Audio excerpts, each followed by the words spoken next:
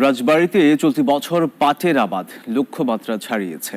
পাট কাটা ও জাগ দেয়ায় ব্যস্ত সময় পার করছেন কৃষক। তবে উৎপাদন খরচ বাড়ায় ন্যায্য দাম পাওয়া নিয়ে চাষিদের কপালে চিন্তার ভাঁজ।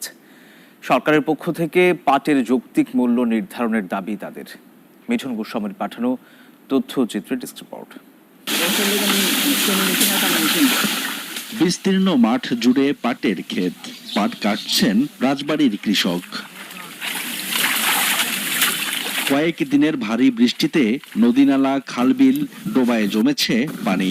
ফলে অতিরিক্ত শ্রমিক দিয়ে ক্ষেত থেকে পাট কেটে জাগ দিতে হচ্ছে কৃষককে।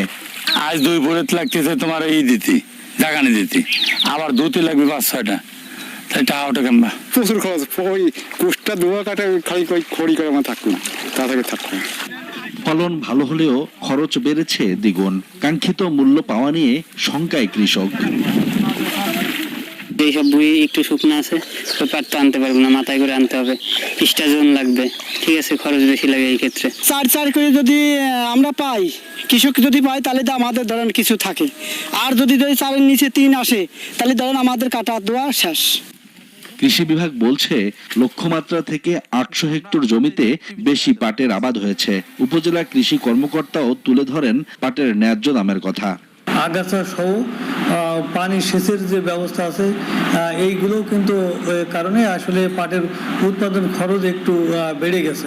আমি মনে করি যে পাটের যদি আরো একটু দাম যদি বাড়ানো যায় বা যদি বাড়তো, তাহলে কৃষকরা কিন্তু পাটের যে উৎপাদন, এটি কিন্তু এই ধারা কিন্তু অব্যাহত থাকতো। কৃষি বিভাগের তথ্য মতে চলতি বছর রাজবাড়ীতে 47,276 হেক্টর জমিতে পাটের আবাদ হয়েছে। আর উৎপাদন লক্ষ্যমাত্রা ধরা হয়েছে 5,55,210 বেল্ট। Desk report, news 24।